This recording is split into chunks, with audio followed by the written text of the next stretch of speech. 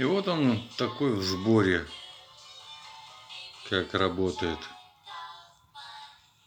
Красиво, конечно. Вот тут и находится, трубочка выходит. Она заткнута, ну, таким чопиком самодельным.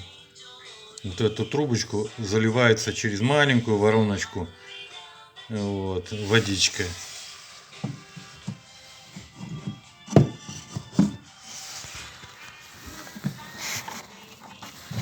Через вот такую миниатюрную леечку.